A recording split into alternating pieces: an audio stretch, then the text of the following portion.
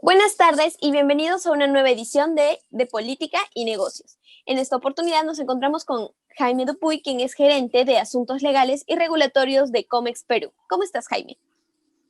Hola, Gloria María. Muy bien, gracias. Así es. Y el día de hoy vamos a tocar un tema bastante interesante porque sí, la pandemia ha cambiado la vida de las personas de una manera increíble y ha sucedido algo que se veía venir ya con los años porque ya de acuerdo a cómo en los últimos años las herramientas tecnológicas han sido más accesibles para las personas, se ha visto un cambio en el comportamiento de la vida diaria de las personas, pero la pandemia generó que esta transformación digital se haya venido de un día para otro mucho más rápido. Ahora las personas ya hacen teletrabajo, ya se sabe qué es la telemedicina, entre otros aspectos importantes. Y sobre eso conversaremos con Jaime. Jaime, coméntanos un poco, ¿qué implica el proceso de transformación digital? Sí, no es una pregunta sencilla, en realidad, y esto tiene que ver mucho porque digamos, no es digitalización, ¿no? Muchas personas pueden confundir que transformación digital simplemente quiere decir que lo que haces tradicionalmente lo pasas al canal virtual, al canal electrónico, ¿no? El hecho de que el día de mañana yo cambie mis ventas y empiece a vender por WhatsApp y te lo lleve en un delivery, tampoco no es que implique una transformación digital, sino creería que es un cambio más estructural, más de los cimientos mismos de la empresa, ¿no? De entenderse, de funcionar digitalmente, que tus canales, que tus procesos internos, ya sean logísticos como de recursos humanos, todo esté pensado bajo un entorno digital. Claro, para llegar a eso hay una progresividad, ¿no? Sin duda, los primeros pasos pueden darse de repente digitalizando algunas cosas, pero digamos, el concepto es llegar a un punto en el cual pienses que vives digitalmente. Entonces, no solamente es digitalizar algunas cosas, sino justamente es transformar toda tu concepción para pensar lo que se llama el mindset, ¿no? El mindset, el chip, para pensarte en que estás viviendo y operando dentro de un entorno totalmente digital, 100% digital. Y eso implica, digamos, perdón, No, continúa, continúa. y eso implica desde, no sé, pues utilizar o implementar políticas de teletrabajo en tus relaciones con trabajadores, hasta procedimientos internos de logística y de comercialización y todo, ¿no? Así es. Y justamente lo que tú, bueno, lo que yo te comentaba hace un momento, que es el hecho de que la pandemia ha generado que esta transformación se dé a pasos más agigantados. No sé si tú tienes alguna data acerca de cuál es el porcentaje del uso de estos servicios desde el inicio de la pandemia. Sí, no, en realidad data fidedigna no hay. O sea, sin duda, algo que podemos decir es que definitivamente el uso de los canales digitales ha crecido exponencialmente como consecuencia de la pandemia, ¿no? Y la cuarentena, en realidad. Procesos que se venían dando paulatinamente, sin duda se han agilizado enormemente. Y yo te diría que podríamos estar hablando dentro de dos escenarios distintos, ¿no? Porque hay un primer escenario digamos, transformación digital a nivel de las empresas, ¿no? En el sector privado interno, y definitivamente también hay uno con respecto al Estado, ¿no? Lo que tendría que ver más o menos con la gobernanza digital, tanto dentro del Estado, lo que tiene que ver con la interoperabilidad, ¿no? De las plataformas digitales o la interacción que puede haber entre distintas entidades del Estado, como en la interacción de Estado versus ciudadano versus empresa, que sin duda durante digamos, han habido avances que se han venido dando, pero definitivamente, pues, durante esta época ha habido un avance significativo, ¿no? Procedimientos que ya son enteramente digitales, que se han ido creando justamente para por ahí satisfacer algunas demandas insatisfechas de la ciudadanía que por realización de trámites que se tenían que hacerse necesariamente, pero que la coyuntura un poco que dificultaba. Hay algo muy importante que tú nombraste hace un momento y fue el cambio estructural, que no solamente hablemos de digitalizar a grandes rasgos y ciertos procesos, sino hablar de un cambio que vaya desde un cimiento.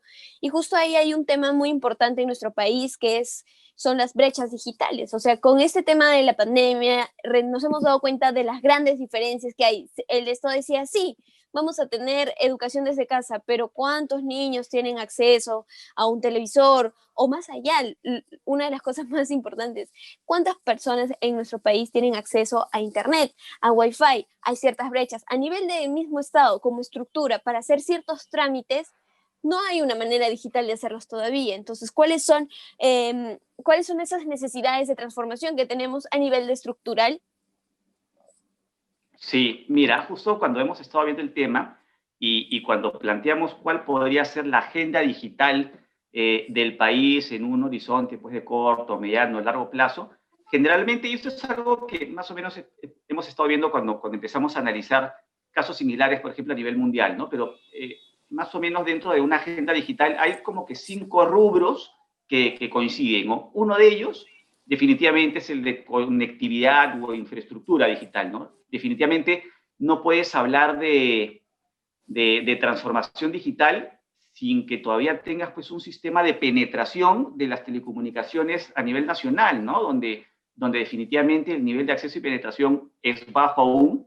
Ya hay data, ¿no? Por ejemplo, mira, para que tengas una idea, según el Ministerio de Transportes y Comunicaciones, al 2019, únicamente el 35.9% de hogares cuenta con acceso al servicio de Internet. Solamente el 35.9% cuenta con acceso a Internet. Y aparte, el 58.7% de peruanos de 12 años a más utiliza el servicio de Internet. Es decir, tienes un porcentaje de gente, casi un tercio de la población, que solamente tiene acceso a Internet, y hay un número de personas que llega un poco más de la mitad que usa Internet. De repente, el de su casa o cabinas de Internet en algún momento, o en el trabajo, o de repente con los dispositivos móviles, ¿no? Entonces, tienes un primer punto que es importantísimo, que es de infraestructura, y que es digamos, la inversión pura y dura, ¿no? Donde ahí lo que tienes que hacer pues, es promover acciones para desplegar tanto antenas como banda ancha, ¿no? Lo que necesitas es eso, porque uno de los grandes problemas de la transformación digital es que si bien podemos estar pensando de todos los beneficios que puede acarrear en materia pues, de mejores servicios y en general otras cosas más, definitivamente hay un gran perjuicio que a mí particularmente me preocupa mucho, y es que si no tienes esta infraestructura adecuada, al final lo que vas a generar es mayor desigualdad, porque los beneficios que puedes lograr con la transformación digital al final van a llegar a unos cuantos, que son los que pueden tener acceso a Internet.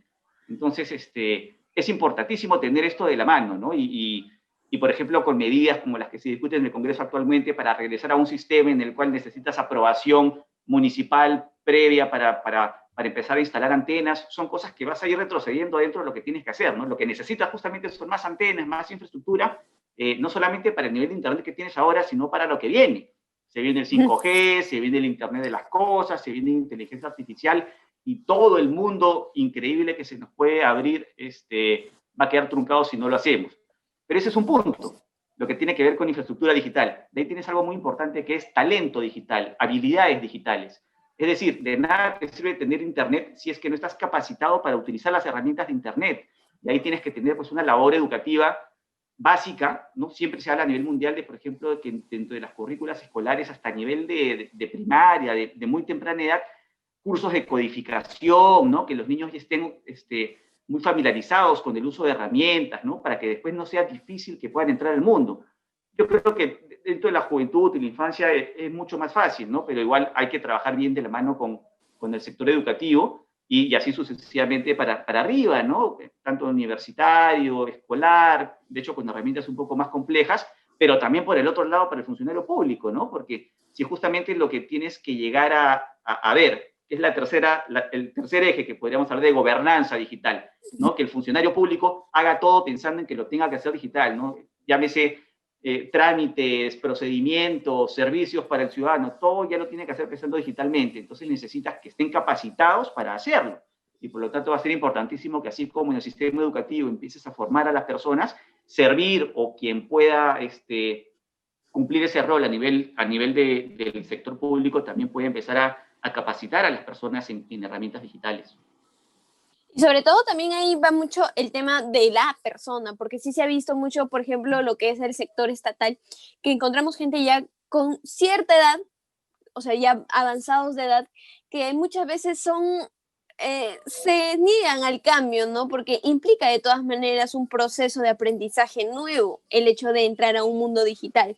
Entonces, sí, hay un gran reto por ese lado y por el lado de infraestructura, que era lo que tú nos comentabas. Sí, lamentablemente en nuestro país hay lugares a donde ni siquiera llega un sistema de teléfono, no llega a la radio, entonces no podemos hablar de una igualdad en esa transformación y lo que crearíamos sería, pues, tal cual tú lo has dicho, desigualdad, que llegue un punto en el que haya un sector mínimo que sea beneficiado y que tenga pues la facilidad de hacer todo con un clic desde la casa, mientras hay gente que todavía no puede acceder a este tipo de Correcto. servicios.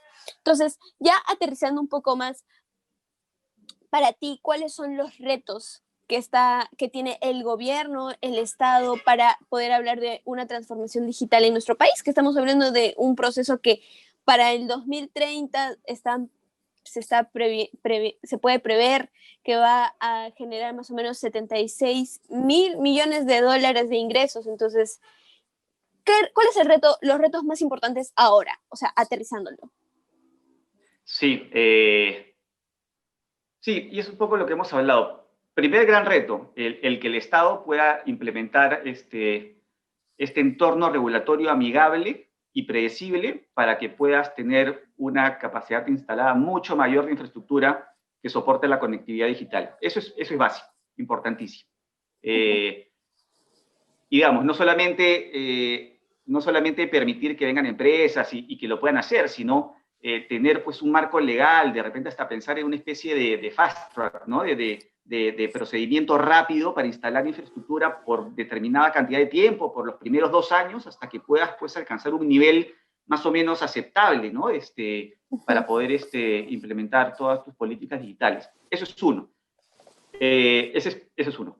Punto 2, lo de talento digital. O sea, es básico trabajar desde ya con el Ministerio de Educación para darle las capacidades digitales. Esto no va solamente pues, por comprar una tablet para que el niño pueda estudiar o para que reciba por televisión Aprende en Casa, que son cosas muy buenas, pero ya de por sí dentro de la malla curricular, dentro del aprendizaje que vaya recibiendo, que empiecen a enseñarle y a capacitarlos en temas digitales, ¿no? Que empiecen a cambiar el pensamiento sobre cómo los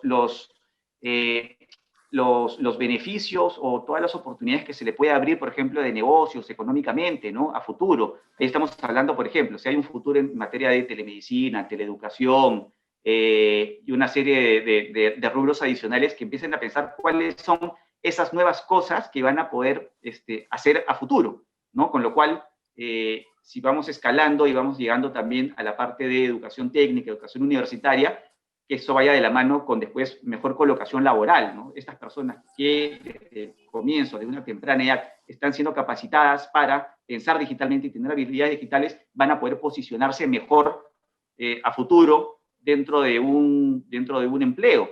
Y sin duda, si es que vamos teniendo mayor cantidad de personas en este tipo de empleos, que son los que al final, en un futuro, las empresas o la economía digital va a necesitar, definitivamente ahí vas a hablar de tener una economía más competitiva y más productiva, con lo cual hay un efecto pues cascada que beneficia a toda la ciudadanía, ¿no? Y por el lado del Estado, la gobernanza digital, o sea, sin duda hay unas falencias bastante importantes porque si bien pueden haber acciones o avances que se están desarrollando dentro del Estado, principalmente la Secretaría de Gobierno Digital de la PCM, hay muchos casos aislados y no hay un gran ente articulador que sea la voz cantante, ¿no? Que te diga, este es el norte que tiene que tener el país. Si queremos llegar de acá a un horizonte pues, de mediano plazo digamos, a este punto, tenemos que hacer esto. Y los que se vayan por su lado más o menos distanciándose de eso, poder otra vez regresarlos. ¿Qué vemos actualmente? Tenemos iniciativas que van por el Ministerio de la Producción, Concitec hace cosas por otro lado, el Congreso saca proyectos de ley, la ATU de repente tiene un reglamento de taxi que tiene implicancias en economía de plataformas, y así sucesivamente. Todas las entidades públicas pueden sacar disposiciones que tienen afectaciones en entornos digitales, y si no tienes una gran unidad con el peso político, porque ese político se lo tiene que dar el presidente, la cosa no va a avanzar. Y eso es lo más importante, la verdad. Cuando hablamos de entornos digitales, es muy difícil porque en nuestro país no existen normas claras, no existen normativas claras acerca de los mismos por así decirlo, delitos dentro del mundo digital. No hay normativas, no hay manera de que tú puedas denunciar a alguien por difamación, acoso, etcétera, por medio de entornos digitales. Entonces, es muy importante que sí se cree un ente que aglomere, tal cual tú lo acabas de decir, todos los temas relacionados con entornos digitales, sobre todo porque en nuestro país ya se ha visto que ha crecido en este aspecto y que necesita que se regule. Entonces, esperemos que para el 2021 también esté dentro de los objetivos del nuevo presidente de la República ver este tema de digitalización.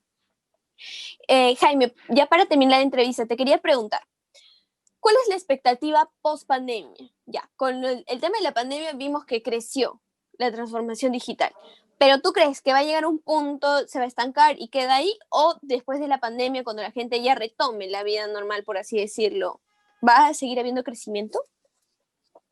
No, yo creo que es un punto de no retorno. O sea, dentro de todo lo malo que nos ha tocado vivir en estas épocas, yo creo que una de las cosas sí positivas ha sido justamente eso, ¿no? El que forzosamente hayamos adoptado este tipo de nuevas orientaciones en materia digital que nos va a ayudar a avanzar digamos, a avanzar más rápidamente en lo que se venía haciendo anteriormente. Pero no, yo creo que no es que las cosas termine la pandemia y regresemos a como estábamos antes, sino de acá para adelante yo creo que la cosa va a mejorar. Y te lo digo ¿por qué? No solamente por, digamos, las grandes empresas que de repente pues han tenido una mayor espalda para hacer teletrabajo y de repente puede haber una mayor capacidad de resiliencia, pero sin duda en un país como el nuestro, donde tienes un 95% de MIPES, de micro y pequeña empresa, sobre todo pequeña empresa, que en realidad es el sustento económico, por lo menos en volumen de empresa, definitivamente vas a tener algunas que difícilmente han podido entrar en el entorno digital porque no han estado capacitadas para hacerlo. Pero ya se han dado cuenta que ese es el camino a seguir, porque además los patrones de consumo van cambiando y al final el mercado te va a pedir que te adecúes a esa nueva normalidad. Entonces, yo creo que es un punto de quiebre. Y ahí el gobierno no es que ojalá que lo pueda hacer, sino que lo tiene que hacer, porque el momento en que el Estado, por lo menos, que no veamos en los próximos 24 planes de gobierno que se vienen, que no haya temas de transformación digital serios, al final vamos a vernos muy disminuidos en materia de competitividad frente a otros países de acá para adelante, ¿no? Uh-huh. Entonces también ahí es un punto muy importante ahora que estamos con toda esta revolución, que los jóvenes están más inmiscuidos con temas de política, que estamos hablando de un voto a conciencia. Es importante que cuando se presenten los planes de gobierno siempre estemos con esos temas de coyuntura importante. Transformación digital, cuántos de los candidatos lo van a abordar, es necesario realmente porque nuestro país en ese ámbito sí está bastante retrasado y necesita ponerse al corriente para poder tener cierto nivel de competencia a nivel mundial. Bueno, Jaime, ha sido un placer tenerte con nosotros. ¿Algún comentario adicional? No, de la medida, más bien muchísimas gracias. Me da mucho gusto porque es un tema que cada vez adquiere mayor importancia y que le den esos espacios. Y sin duda lo que dices, yo creo que de donde debe venir el cambio es de la juventud. Entonces, cuando vengan las elecciones, digamos, las personas que van a tener que exigir a los gobernantes que le pongan el énfasis necesario en lo digital, son los mismos votantes. Y los mismos jóvenes votantes son los que van a tener que exigir con su voto que el Estado adquiera estas nuevas capacidades, ¿no? Porque ellos mismos ya viven en ese entorno. Cuando hemos visto en estos días, todo es por redes sociales, hay un concepto de ciudadanía digital que cada vez está más efervescente, ¿no? Y eso es lo que tenemos que aprovechar. Así es, definitivamente. Entonces está en nuestras manos también el hecho de, es mucho del entorno digital, lo que te facilita es que tienes información a la mano, así que también por parte de la población no está de más que uno mismo vaya aprendiendo, capacitándose. Y sabes que es una de las cosas más importantes, y con esto ya cierro y no te molesto más, es que el acceso, o sea, estas políticas de la digitalización, que sea digital todo, tiene dos características: transparencia y datos abiertos, que son características primordiales. Y ese es la principal herramienta para luchar contra la corrupción. El momento en que tú tengas total transparencia y apertura en la información, es la principal arma contra la corrupción que puedas implementar. Así es, olvidémonos de los libros grandes y viejos que están guardados en almacenes dentro de ministerios y abramosle la puerta a portales de transparencia donde toda la población pueda acceder a datos de toda índole y puedan saber cómo se está manejando en nuestro país de ahora en adelante. Entonces, esperemos que sí, el Estado ponga el énfasis necesario en este tema. Muchas gracias, Jaime, por la entrevista. Gracias a ti. Y bueno, con nosotros también eso es todo por hoy. Muchas gracias, buenas tardes.